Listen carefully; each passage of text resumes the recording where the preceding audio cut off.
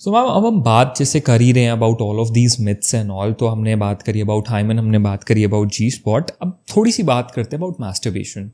Masturbation एक ऐसी चीज़ है जो पहले ऐसा होता था सिर्फ लड़के ही करते हैं, लेकिन अब धीरे धीरे टाइम्स आर इवॉल्विंग, तो हमें पता है girls also do it. Before हम गर्ल या बॉय के उस पे आए, पहले तो ये दैट इज मैस्टरबेशन हेल्दी और not? Masturbation is healthy till you feel that your body is liking it, you are exploring your organs, you are exploring your own sexuality. तब के लिए masturbation में कोई प्रॉब्लम नहीं है। बट अगर वो एक लिमिट क्रॉस करता है कि आप उसके अधीन हो जाएं, आप नहीं भी चाह रहे तो भी बॉडी मांग रही है, आप सोने के लिए उसे यूज़ कर रहे हो, आप खुद को प्रूव करने के लिए कर रहे हो, आप वीडियो देखते देखते आपका इतना कंट्रोल ख़त्म हो रहा है कि आप मास्टरबेट कर रहे हो, आपके पास पार्टनर नहीं है इसलिए आप जस्टिफाई करके मास्टरबेट कर रहे हो, तो ultimately you are addicted.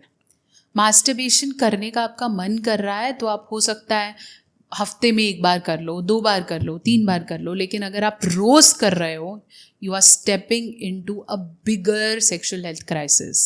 The crisis of maybe losing your erection later, crisis of decreasing sperm count, crisis of maybe early ejaculation, crisis of body weakness, वो सब फिर जुड़ा हुआ है। चलो, तो मैम अभी जैसे आपने आपकी कॉन्वर्सेशन में से ही निकले, जब आपने क्राइसिस ऑफ सेक्सुअल हेल्थ बताया तो आपने बोला lower erections, lower sperm count and etcetera etcetera. तो मैंने देखे 3 या 4 पॉइंट्स जो आपने मेंशन किए comes in the men's case, कि ये मेन के अंदर ये प्रॉब्लम्स आती हैं। क्या मैस्टरबेशन वुमन के केस में अगर हम बात करें, चाहे हम उसे किसी भी फॉर्म से कह ले मैस्टरबेट करना, इज इट हेल्दी और अनहेल्दी? अगर वही बात है, if the female is doing for exploring her body, knowing her sexuality, मुझे कहाँ पसंद है, मुझे नहीं पसंद है, क्या मुझे लड़कों को देख के करने का मन करता है, तो सेक्सुअलिटी आप एक्सप्लोर कर रहे हो, आप अपनी बॉडी एक्सप्लोर कर रहे हो, अपनी नीड एक्सप्लोर कर रहे हो, आप 25-30 हो, you are playing with your body, it's okay, ठीक है। बट अगर आप एक्सेसिव मास्टरबेट कर रहे हो, आप उसको एडिक्ट हो गए हो, क्योंकि female also feel very relaxed after masturbation, उन्हें भी अच्छी नींद आती है, वो रिलैक्स्ड फील करती हैं, उनके थॉट्स आराम हो जाते हैं, स्ट्रेस लेवल बेटर हो जाता है, तो you get addicted to it. So जो फीमेल्स भी मास्टरबेशन ज़्यादा कर रही हैं, they are also entering into crisis of sex. वो भी कैसे? Their body energies will go low, there every time दिल फील कि कुछ निकल रहा है, जैसे मेल्स में प्री कम जैसा लगता है। Their bed timing on sex would be very less, उन्हें पुरुषों का सेक्स कभी समझ ही नहीं आएगा, उन्हें हमेशा लगेगा कि सेक्स करने के बाद मैं खुद से फिर से कर लूँ। तो female also get into the sex addiction, they become so weak, their egg would also get impacted. तो वो हर चीज़ बराबर से इम्पैक्ट करती है, ज़रूरी नहीं है कि वो पुरुषों में इम्पैक्ट कर रहा है। सो आपने अभी जैसे एक बात कही दैट वीकनेस की, आपने मेन एंड वुमेन दोनों के केस में बात कही। Does masturbation leads to weakness? Definitely yes yes yes yes. और जैसे हम कहते हैं, चलो मैस्टरबेशन एक चीज हो गई, शादी के बाद सेक्स पे जब बात आती है, how much sex is good sex age पर you? As much you want it and you are involved into it. Otherwise, it will be a bad sex for the bad body. Once a day is good? Once a day is fine. Once a day masturbation is good? No. अब अगर once a day masturbate करते हैं, क्या body weak होगी? नहीं।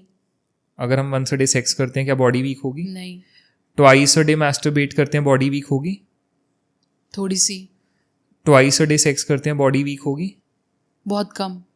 तो ये थोड़ी और कम का डिफरेंस क्यों है? क्योंकि मैस्टरबेशन भी आई गेस वही है, वो सेक्स की तरह ही है, इजैकुलेशन वहां पे भी हो रहा है, सेक्स में भी हो रहा है, तो ये वीकनेस का डिफरेंस क्यों आ रहा है? क्योंकि आपको सेक्स सिर्फ इजैकुलेशन की कैटेगरी से देख रहे हो ना आप। सेक्स आपकी बॉडी में हैप्पी हार्मोन्स रिलीज कर रहा है, आपके पार्टनर से आपको अच्छा फील आ रहा है, आप किसी पे गुस्सा निकाल के नहीं कर रहे हो, आप अपने लिए कर रहे हो, आपको अच्छा लगता है, आपके ऑर्गन्स को, आपकी बॉडी को प्यार करा जाता है, किस किया जाता है, आपको अच्छी फीलिंग आती है।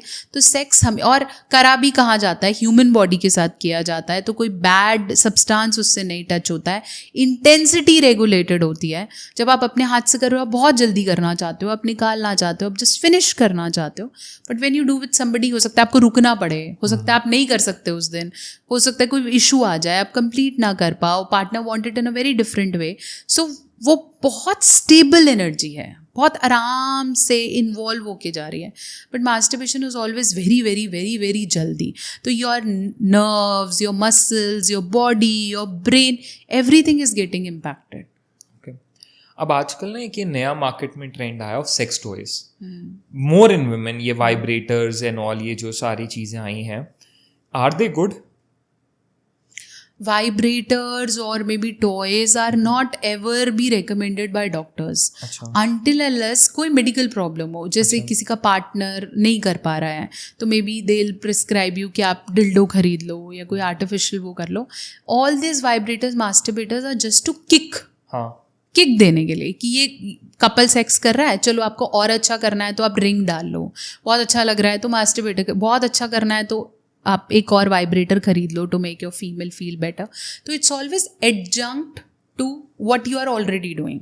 लेकिन अगर टॉयज रिप्लेसमेंट की तरह देख रहे हो तो वो नुकसान करेगा. अच्छा, toys are not replacement to partners. अगर किसी वुमेन को वाइब्रेटर से करने की अब हैबिट है, क्या उसकी एक्चुअल सेक्सुअल लाइफ पे वो इम्पैक्ट डालेगा? डेफिनेटली, क्योंकि वाइब्रेशंस इतनी इंटेंसिटी पे होती हैं कि जब रियल पार्टनर करेगा तो वो प्लेजर दे ही नहीं सकता. ह्यूमनली वो पॉसिबल नहीं है. मैं हाथ से मसाज करूं और मैं वाइब्रेटर से करूं, मसाजर से करूं तो बहुत फर्क है. ह्यूमन थकेगा, ह्यूमन नहीं करना चाहेगा, ह्यूमन हो सकता है धीरे करे, बट जब जिसको मसाजर की आदत हो, अब मेरे को मसाजर चेयर मिल जाए और फिर कोई बोले मैं मसाज कर दूं तो मुझे मज़ा ही नहीं आएगा ना. मेरी चेयर बहुत अच्छी है, प्लस उसको मैं अपने तरीके से चला सकती हूँ. यहाँ पे आप के नखरे हैं, आप नहीं आओगे, आज आपका मन नहीं है तो मैंने चेयर खरीद के रख ली. तो गलत है ना. तो अल्टीमेटली आपको उसकी आदत छूट जाएगी कि क्या है यार, मनाना पड़ता है, बोलना पड़ता है, फिर तो वो सेक्स देता है, चल मेरे को चाहिए ही नहीं तू, मेरे पास ईजियर ऑप्शन है. तो वो रिप्लेसमेंट नहीं है, वो साथ में कर सकते हो. इसलिए कोई भी डॉक्टर आपको सेक्स टॉय अलाउ, इसलिए वो लीगली अवेलेबल नहीं है. And are they addictive? Definitely, everything is addictive if it is giving you pleasure. दुनिया में हर चीज अगर आपको खुशी दे रही है तो एडिक्शन कर सकती है. और फिर वो एडिक्शन बन जाए तो उस एडिक्शन से छूटना मुश्किल है.